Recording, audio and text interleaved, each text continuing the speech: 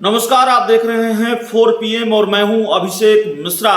बिहार की सियासत की जब भी बात हो रही है तो ये सवाल लगातार टहल रहा है बिहार के राजनीति के गलियारों में कि क्या खेला खत्म हो गया है या खेल की गुंजाइश अब भी बाकी है, क्या और भी कोई खेल होना बाकी है। बहुत एक्सक्लूसिव 4 PM आपको ये जानकारी देने जा रहा है कि नीतीश कुमार ने बीजेपी के साथ जो खेला किया है उससे ज्यादा बड़ा खेल वो एक और राजनीतिक दल के साथ करने जा रहे हैं। हालांकि बिहार में रातों रात उलटफेर हुआ, बड़ा सियासी उलटफेर हुआ, बीजेपी को रातों रात सत्ता से बेदखल कर दिया। अब इससे बड़ा खेल क्या होगा, लेकिन नीतीश कुमार एक और बड़े खेल की तैयारी में हैं और जाहिर तौर पर वो एनडीए के एक और दल को बड़ा झटका होगा। सूत्रों के हवाले से हमारे पास जो जानकारी सामने आ रही है वो जानकारी है कि चाचा चिराग पासवान के चाचा पशुपति कुमार पारस को बड़ा झटका देने की तैयारी में हैं नीतीश कुमार। चिराग पासवान के चाचा पशुपति कुमार पारस की सियासी मुश्किलें बढ़नी शुरू हो गई हैं। एक एक चीज बताएंगे, सूत्रों के हवाले से जो जानकारी मिल रही है वो हम आपको बता ही रहे हैं और क्या बड़ी जानकारी है ये भी बताएंगे, तर्कों के साथ, तथ्यों के साथ। जानकारी यह है कि देखिए, चिराग पासवान की पार्टी टूटी थी। लोक जनशक्ति पार्टी के कुल 6 सांसद थे। एक चिराग पासवान, दूसरे उनके चाचा, तीसरे उनके भाई प्रिंस राज, चौथे वीणा देवी जो वैशाली से सांसद है, पांचवें नवादा से चंदन कुमार और छठे महबूब अली कैसर खगड़िया से। चिराग पासवान जमुई से हैं, उनके चाचा हाजीपुर से, जो जहां से रामविलास पासवान चुनाव लड़ते रहे और जीतते रहे, कई बार रिकॉर्ड भी बनाया, और प्रिंस राज समस्तीपुर से। तो 5 चिराग पासवान अकेले सांसद बच गए और 5 सांसदों का एक गुट बना जो अलग हुआ चिराग पासवान से। ये पूरा खेल रातों रात हुआ था, लेकिन अब रातों रात एक दूसरा बड़ा खेल चिराग पासवान के चाचा पशुपति कुमार पारस के साथ हो सकता है।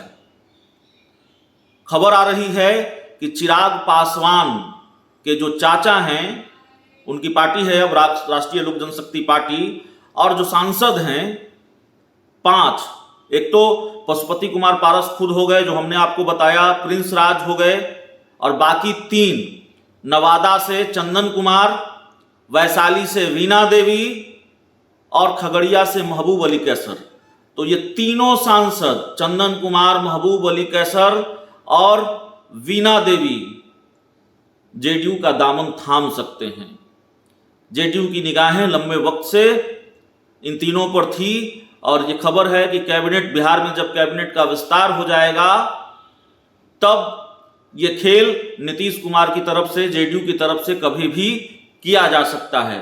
अब सवाल है कि वजह क्या है, आखिर ये तीनों सांसद पशुपति पारस का दामन छोड़कर जेडीयू को क्यों ज्वाइन करना चाहते हैं, या फिर जेडीयू की तरफ क्यों देख रहे हैं, या जेडीयू इनकी तरफ क्यों देख रही है, क्यों ये पाला बदल सकते हैं। जो जानकारी हमें मिली, जानकारी देने वाले ने हमें बताया और हमें जो पता चला उसके मुताबिक देखिए, अब चिराग पासवान की एनडीए में एंट्री संभव है और जाहिर तौर पर जब चिराग पासवान की एनडीए में एंट्री होगी तो ज़्यादा अहमियत चिराग पासवान को मिलेगी, न कि पशुपति कुमार पारस को। पशुपति कुमार पारस का एक बयान याद कीजिए जो अब से कुछ ही दिन पहले उन्होंने दिया है कि मैं तो एनडीए का उम्मीदवार हूंगा हाजीपुर सीट से, चिराग पासवान लड़कर दिखाएं या उनकी मां चुनाव लड़कर हाजीपुर से दिखाएं। तो चिराग पासवान ने इसको प्रतिष्ठा का प्रश्न बनाया है, इसको लेकर भी जो जानकारी हमारे पास है। और हाजीपुर सीट वो किसी भी हाल में चाहते हैं, वहां से अपने चाचा पशुपति कुमार पारस को बेदखल करना चाहते हैं हाजीपुर सीट से। और एनडीए के साथ डील होती है तो डील की पहली शर्त यही होगी कि हाजीपुर सीट से चिराग पासवान उम्मीदवार होंगे या उनकी मां उम्मीदवार होगी।